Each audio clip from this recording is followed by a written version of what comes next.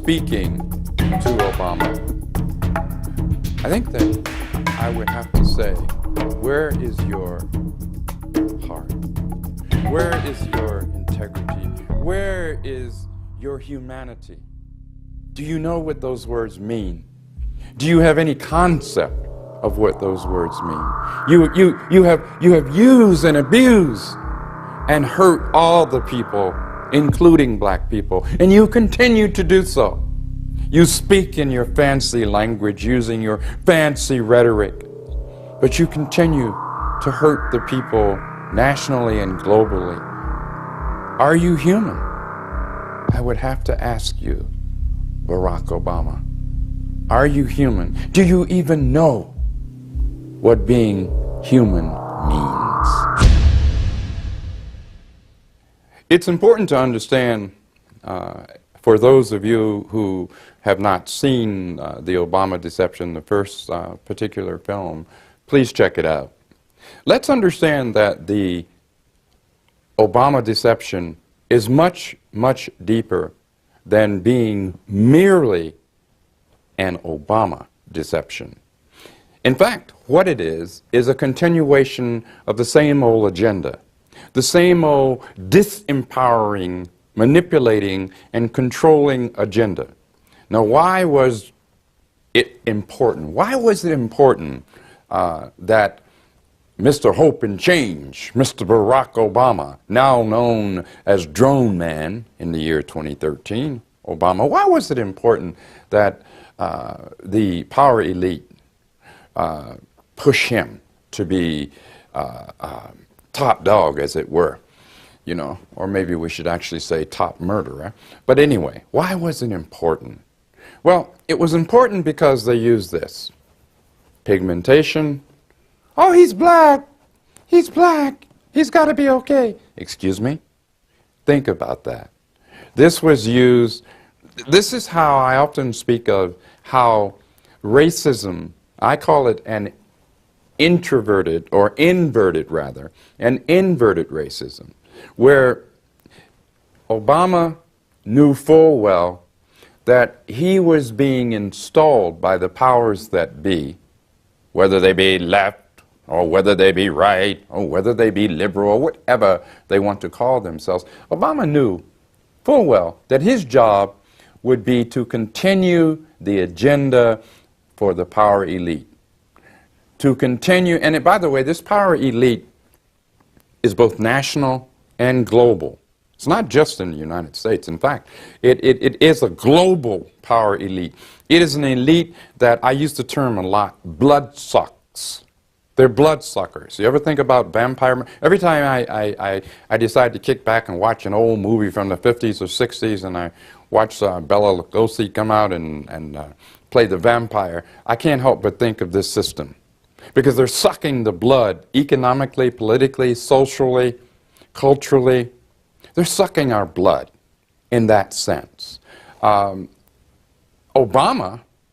serves as, at this point in time, the number one bloodsucker, or at least in terms of his usefulness, and I put the word usefulness in quotation marks, because he certainly is not useful for everyday black, white, brown, red, and yellow people. He is the antithesis, if you will, the antithesis of the needs, wants, and desires of the people.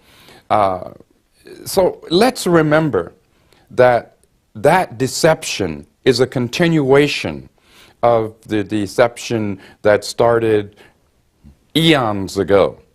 But Obama was the right person, in quotation marks, at the right time to continue to dupe the people. That's why you had Republicans coming out, oh yes, Obama. Democrats, oh yes, Obama. Hey folks, whenever you see that, you better stop and think.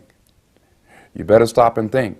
Because both of them, Democrats and Republicans, their so-called leadership, and I call it their misleadership, feed from the same corporate, national, and global trough.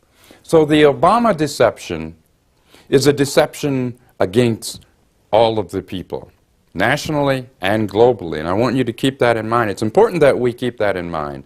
It's a national and global deception. The wars, the perpetual wars that we have, the perpetual corporate hegemony, and all I mean by corporate hegemony is domination. Why is that? Did it happen by osmosis? No, it happened by design. This is going on by design.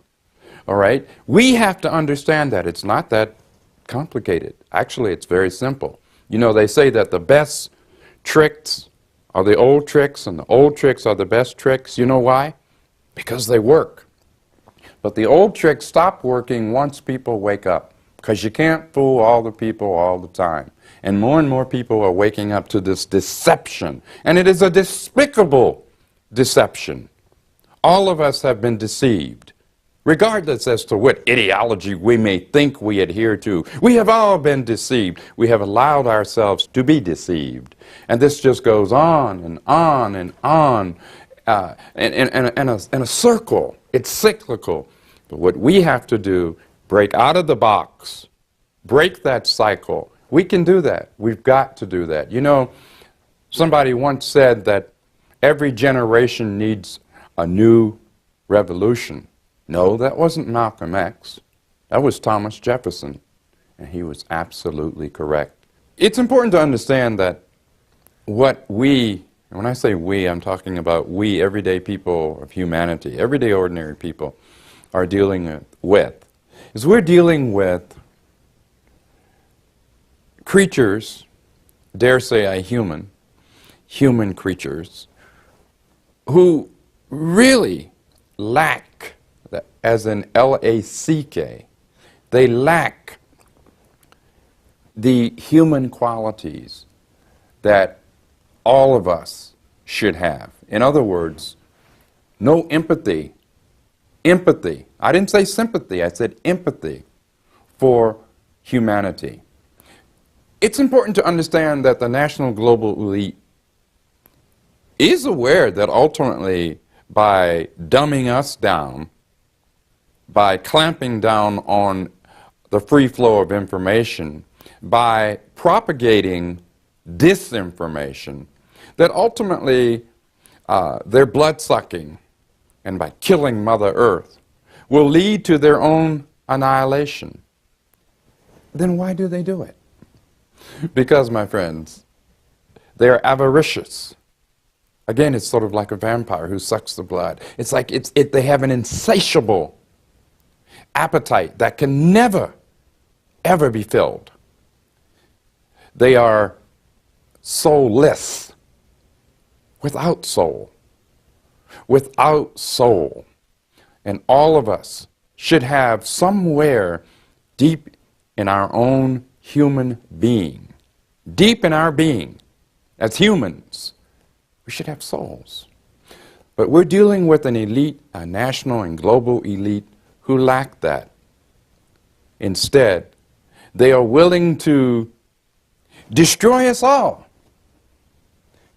if only for the pleasure, ever so short-lived, of greed, of trying to fulfill their insatiable greed, of taking over a world, even ultimately a world that if we allow them to do it, will ultimately be destroyed by them. So it's our obligation to recognize and to understand that literally, quite literally, everything is at stake. These folks, though they may smile, just as Obama smiles, he smiles, but when I look at his smile, I see only death. I see only drone missiles. I see only lies and deceit. But it's not just Obama. It's all that he represents. Perhaps one of the most insidious and sadistic things about the continuation of this agenda to control, to manipulate, to bloodsuck people all over the world, including in this nation, on the part of Barack Obama and his minions, is the fact that this is well thought out. This is done in a fashion where people have been so insidiously divided. For example, let me be very specific of what I mean by this. If George W. Bush had engaged in anywhere near the horrible atrocities, he carried out anywhere near those kinds of atrocities. And don't get me wrong, I'm certainly no supporter of George W. Bush, but let's be real, let's be honest. Had he done that, why, you would have had liberals and progressives and the so-called left. Oh, they would have been out there saying, no way, you can't commit these cold-blooded murders, you can't do this, you can't do this. And they would have been right, except for one thing. Now that Barack Obama has not only done that, but he's gone far, far, far past. He has surpassed what Bush ever did, which was bad enough. He has surpassed that. Where are they? Where are these folks who supposedly cared about humanity? Where are these folks who supposedly had principles? This is what, again, we see playing out. That fake, phony left-right paradigm. We see it playing out. And this is also why the Obama deception was and continues to be, up to a point, so insidious. So very, very sinister and insidious. So let's remember that we collectively, and I say collectively, all I mean is across the board, that we are the ones who can, we're the only ones in fact, who can break through, who can dispense with that deception. The Obama deception, no more. No more Obama deceptions, whatever name they may give it.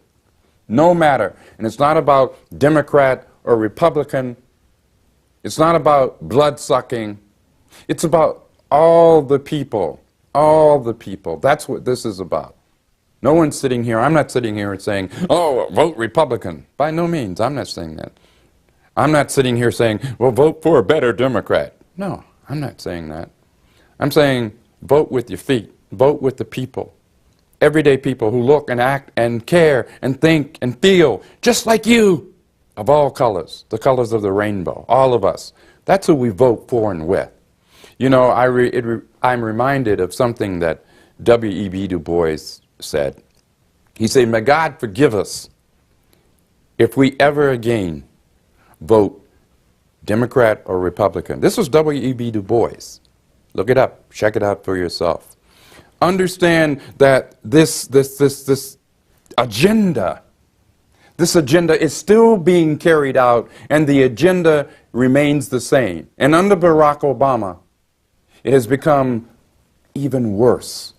But the beauty of it is that we also have a potential now that we may not have had before. And that potential is to wake all of us up. Get out of that paradigm. I'm right-wing, I'm left-wing, I'm a liberal. How about just being a person? How about just being a populace? How about just having principles? Stick to your principles. Be principled about this struggle for all of humanity.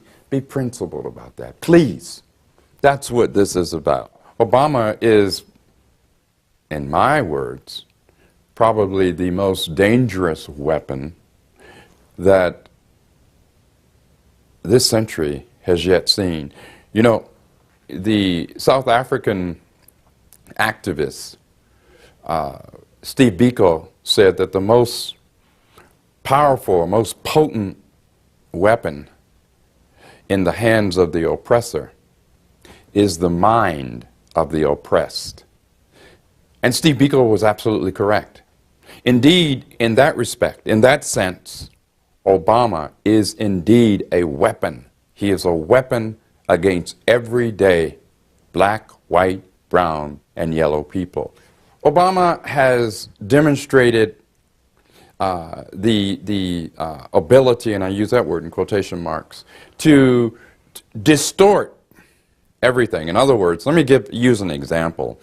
When it comes to war, somehow Obama makes war seem to be not only acceptable, but absolutely necessary, imperative, even good, if you will. All in the name, simultaneously, all in the name of saying he's anti-war.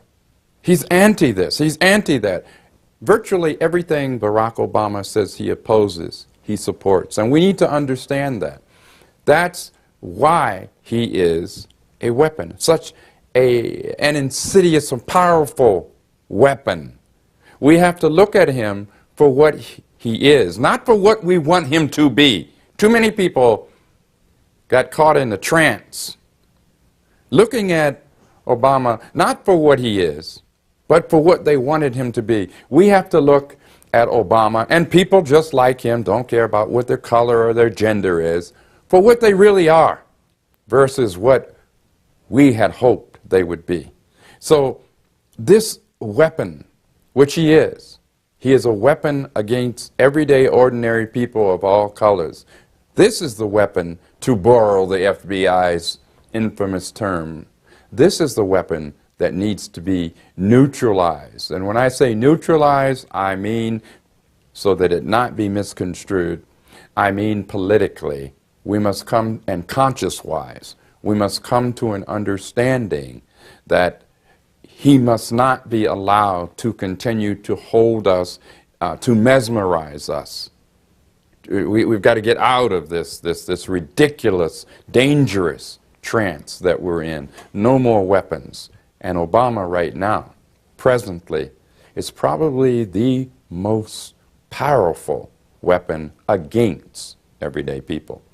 You know, when I think back to, for example, John F. Kennedy, JFK, and I'm certainly not romanticizing the Kennedys, period, be it John F. K. or Robert Kennedy.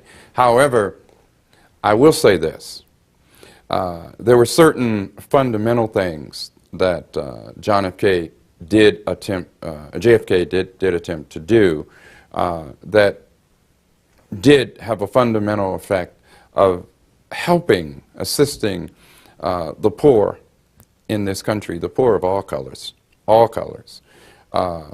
Also, there were fundamental things that Kennedy, in this respect, did. For example, where the CIA wanted Kennedy to go in and, quote, smash Cuba, despite international law, despite all kinds of things, Kennedy said no. Now, again, I want to emphasize, I am not romanticizing Kennedy. But when we compare, for example, this president, this former president, with this current president, one has to ask, have we moved forward or have we moved backwards? Clearly, we have moved backwards, and we're moving rapidly backwards, and we will continue to move backwards until we break free of this Obama trance. Right now, Obama is the best they have, and we have to reject that. When I say the best, I don't mean in a good or positive sense. I mean he is the most effective weapon that they have, the power elite, the globalists, against the people of this nation and the world. Once we deal with him, it becomes far less difficult. It will be difficult, but far less difficult to deal with their next tricks, because they always have tricks. But our trick is not a trick. What we have is each other, and it's way more of us than of them. What about Africa? What about what Barack Obama has done and is doing in Africa? The mother of civilization, all civilization. What about Africa? What's happening? Well, you know, in the first film, the Obama Deception, it was predicted, and rightly so, it has been proven to be correct, that Obama and his minions would be attacking Africa would be developing war plans and carrying out those war plans. Did that happen? Did it actually happen? It most certainly did. Think back with me for just a few moments. Think back to Libya. Libya on the African continent. Think back to how this sovereign nation was bombed to smithereens. By whom? George W. Bush? No.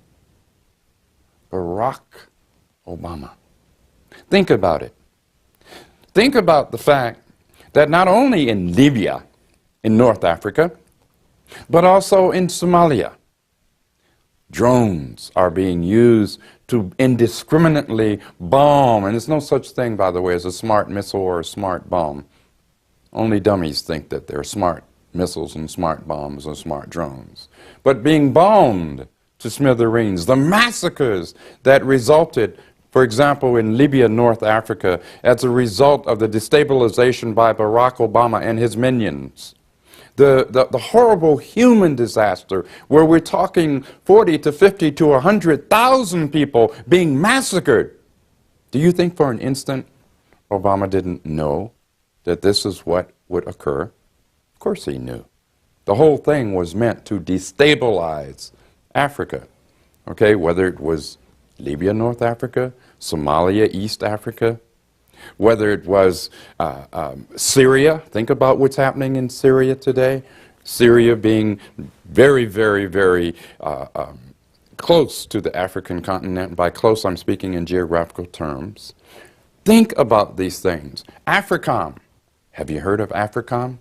AFRICOM, the militarization by the Obama regime of the African continent. The militarization for the purpose of using African armies to kill each other, acting as proxies for the power elite of the U.S. In this case, acting as proxies, if you will, for Barack Obama. Now, there were those back in 2008, 2009, when we predicted that these things, or it was predicted that these things would take place, who said, oh no, not Obama. Not Obama, you don't understand. He's black. Think about it. Think about the bloodshed. Think about the destabilization of the mother continent. Think about it. And she's our mother, just like this planet is our Mother Earth. Think about what has been done. That was a crass and continues to be a crass deception. Remember, if you haven't looked up AFRICOM, look it up, Google it, AFRICOM, AFRICOM, the proxy for the United States to continue to militarize the African continent, to militarize it so that Africans are killing Africans, so you keep the continent divided. You keep the people manipulated and controlled. There are pogroms that are going on. Pogroms, that's right, P-O-G-R-O-M-S, going on right now throughout various parts of Africa. Thanks to whom? Barack Obama, his regime. We need to understand, be we black, white, brown, red, or yellow, we need to understand that what is at stake here is our very existence.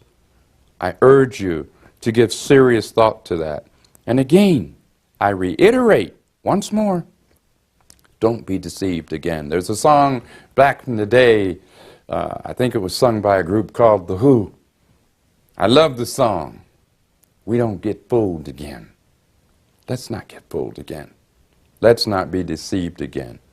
When we think of our Mother Africa, and I do say our Mother Africa, I don't care what your color is. When we think of our Mother Africa, think of Barack Obama and the devastation and the lies that this man has told and the devastation that he has brought upon humanity and upon our mother continent, and our planet, Mother Earth. Doesn't have to be this way. Don't have to be deceived again. And as the song from back in the day said, we won't get fooled again. You know, the question comes to mind, Well, how can we avoid being deceived again? What's to stop us from succumbing to another deception? Let's go back to that word. I'll go to the word principles. If we have principles, if we stick to our principles, however challenging that may be, and sometimes it will be challenging, but if we stick to those principles, we can avoid being sucked down the toilet. We can avoid being once again duped. Let's maintain our principles. Let's be honorable with each other, however difficult and challenging it may be. Because in the final analysis, that's how we will avoid yet another deception. You know, one of the things that I feel extremely honored, delighted, happy to have experienced in my life was I had the opportunity to see and meet Brother Malcolm X, El Hajj Malik El-Shabazz. This was back in the day, as I would say, way back in the day. This was actually around 1961. I was a youngster, about 11 or 12 years old, and had the opportunity to be taken to Morgan State College in Baltimore, Maryland, now Morgan State University. And my cousin, who was at the time a student at that particular institution, was among the students who brought Brother Malcolm in to speak. I was there, as I said, and saw Brother Malcolm, had the chance to listen to him, speak with him.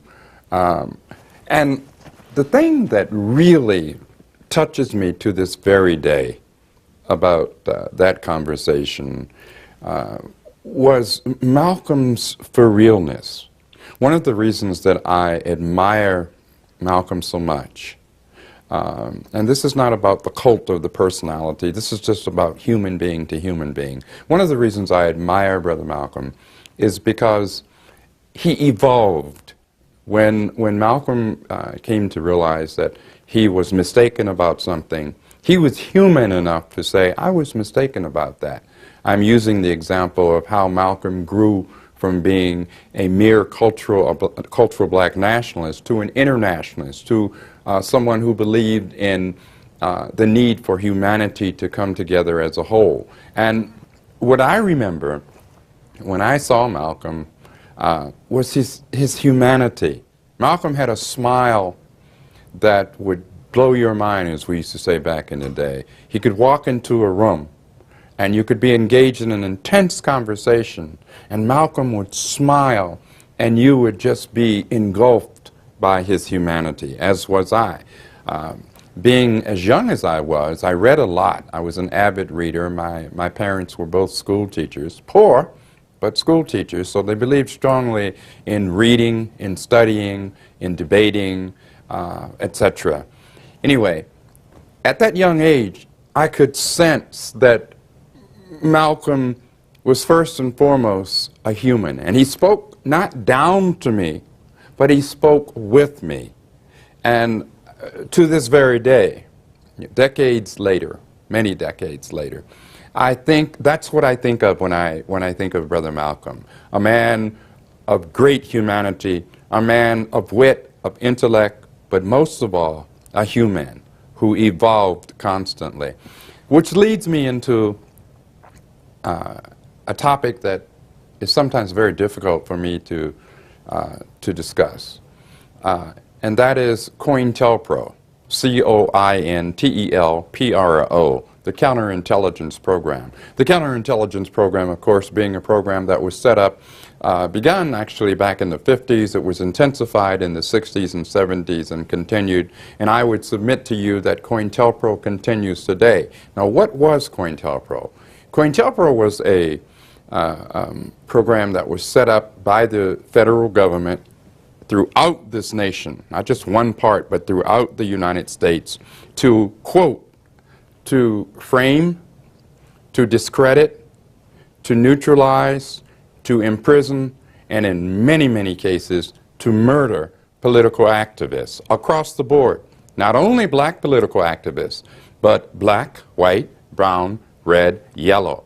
People in this country, citizens of this country, who dared to challenge, to question, to oppose the narrative, the propaganda, if you will, of the U.S. government. Now, this is the year 2013.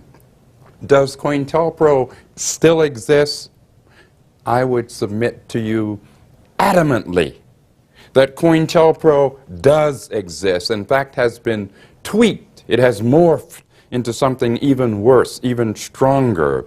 Whether we're talking about how COINTELPRO has been put into the Patriot Act, how COINTELPRO has been put into the NDAA, the so-called National Defense Authorization Act, particularly Provision 1021, how COINTELPRO has been applied and put into drone man Barack Obama's kill list. That's right.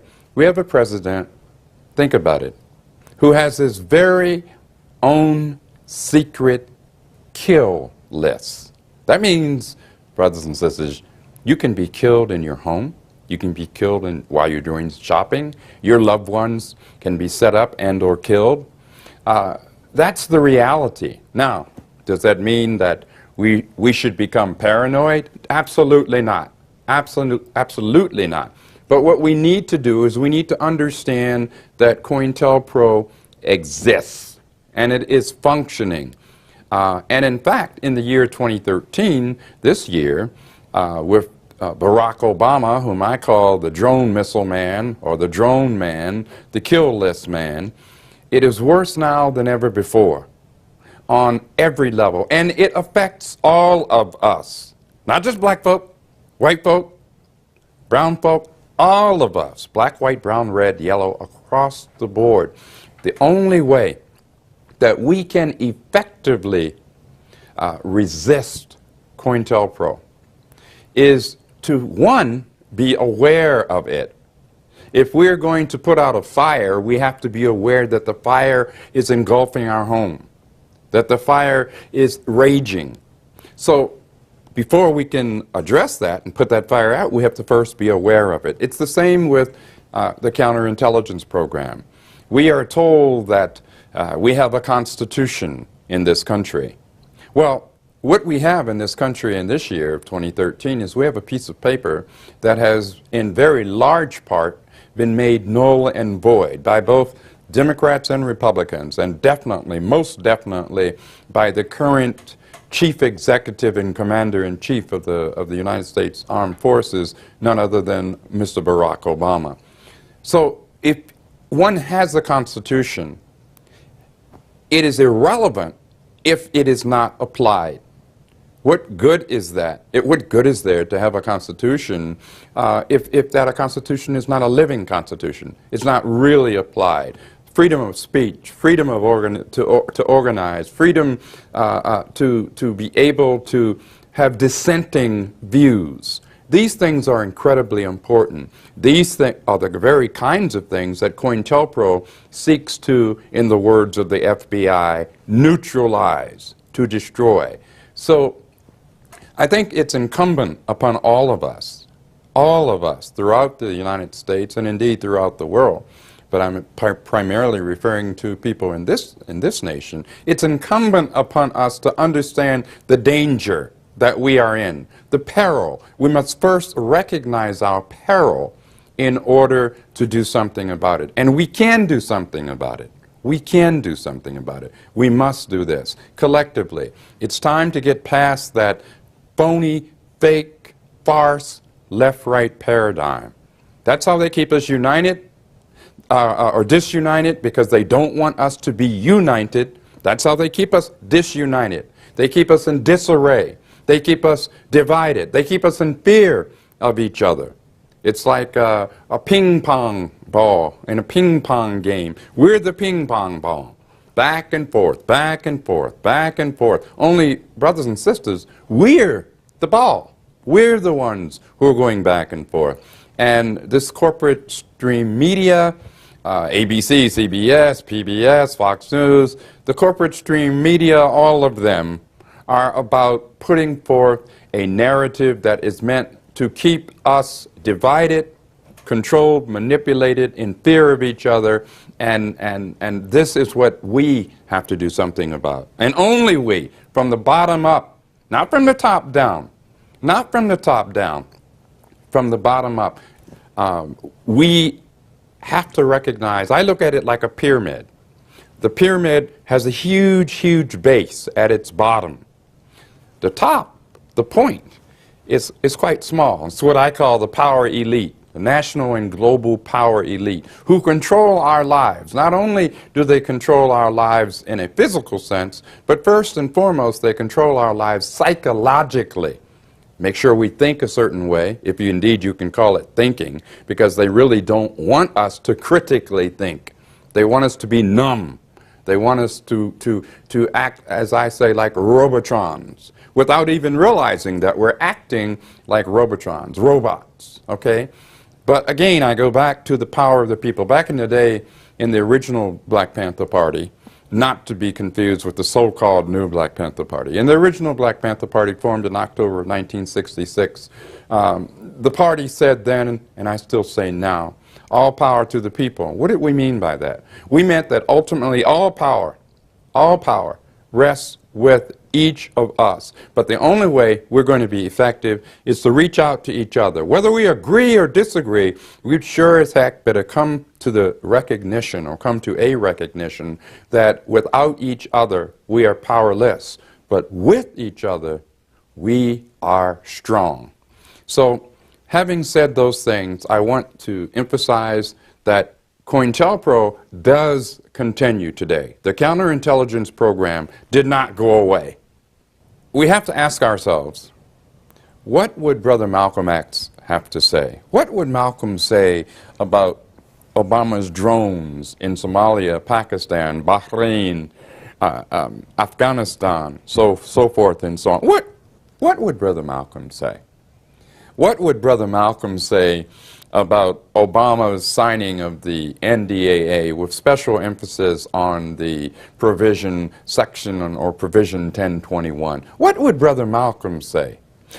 What would Brother Malcolm say about Obama's secret kill list, murder list, M for murder? What would Brother Malcolm say? Malcolm said that right is right and wrong is wrong, no matter who says it or who does it.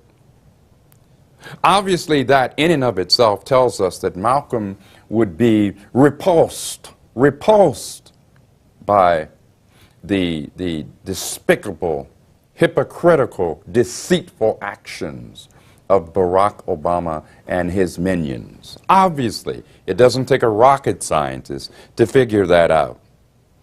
We too should find Obama's actions and his deception to be repugnant.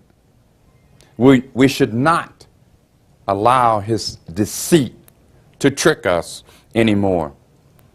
In the words of Brother Malcolm, we have a debt to all of humanity. And I'm sure you are too, very sure that Brother Dr. Martin Luther King would have said the same thing. He said, didn't he, to judge people based on what? The content of their character, not the color of their skin. It is time for us to actualize that. Both Malcolm and Martin would be right there with all of us, irrespective of our color. So what would Malcolm say about Obama? I think you know full well that Malcolm would say, he is unacceptable to humanity. You know, when we break free of and from the trance that Obama has us in, this Obama trance, then we are capable of breaking free from all of these trances. Because the Obama trance is probably the single most powerful, debilitating one that has yet been brought about in the 21st century. So we have to break that trance. You remember when you were a kid and you first turned on the television and how magical it was to you? Wow! You looked at the screen and you saw people, you saw vehicles, you saw all kinds of things on that screen. It was like it was magic. But then as you grew older, you realized that no, it really wasn't magic at all. It was technology, not magic. You broke the trance. This is what we must do with Barack Obama. Obama was successfully, he and his handlers, to put people in a trance. We must turn off that television set, euphemistically speaking, as the example I just gave, and break that trance. Understand that it's not magic. It's a trance, or as Malcolm X would say, it's Novocaine. Get out of it. Get out of it. Break that Obama trance, because once we do that, it becomes so much easier to break the other trances that they, and who do I mean by they, the power, the national and global power elite, the globalists, are going to be pushing more trances toward us. But it's going to be far more difficult because we have already, or will have already, broken free from the Obama trance. Why is it that we are, in this nation, and in many nations throughout the world for that matter, why are we continuing to find ourselves in a developing de facto police state? Why? I mean, is this just happening, or is it happening by design? I think that when we give it serious thought, we find out that it is, in fact, happening by design. The globalists, those who want to control humanity, have an agenda, and that agenda is to do what? That agenda is to squeeze us in every conceivable manner. Politically, economically, socially, culturally, spiritually even. To squeeze us. That is the global agenda. Now, this is why we see, and there's a positive side, and the positive side is this. Obviously, people throughout the world are beginning to wake up. People throughout the United States are beginning to wake up. We've got a lot more waking to do, a lot more awakening to do. But it has begun. Again, I go back to the words of Thomas Jefferson, every generation needs a new revolution. And this response is by the globalists, the global elite, the power elite, is to do what? Is to clamp down on people's civil rights, human rights. I like the word human rights because we're all first and foremost human. And that's the emphasis. That's where the emphasis, I think, really should be, on human rights. But it is showing they, who am I talking about? The global elite, the power elite, nationally and globally, are reacting to people awakening. Sometimes, you know, they say that, I'm trying to remember exactly what the saying was, but it goes something like a silver lining on the dark cloud. The silver lining in this case is that people are reaching a point, not only are they saying, I'm beginning to see, I'm beginning to understand, but we're reaching a point where we're saying no more, no more. And that's a positive. The beauty is, as we said back in the day, the beauty is the power. It's people power. It's all of us together. Not us divided, separated, killing each other, in fear of each other. Let's understand who the real terrorists are. The real terrorists, really, are the global elite. Those who want to keep us in fear, keep us divided. But remember, with all their chicanery, with all of their machinations, with all of their deceit, what it shows is that people all of us are truly beginning to awaken. So let us be positive, almost joyful. Let us be positive about the fact that we are beginning to awaken. Let us be determined to continue to learn from each other. In the columns that I write in Black Commentator and in Intrepid Report, I always ended by saying, each one, reach one. Each one, teach one. Onward then, my sisters and brothers, onward. So let's keep on reaching out, teaching. That's the only way that we will not be deceived again. There's a lot to be happy about, but we haven't gotten to that point yet where we can say we won't get fooled again. We got to get to that point.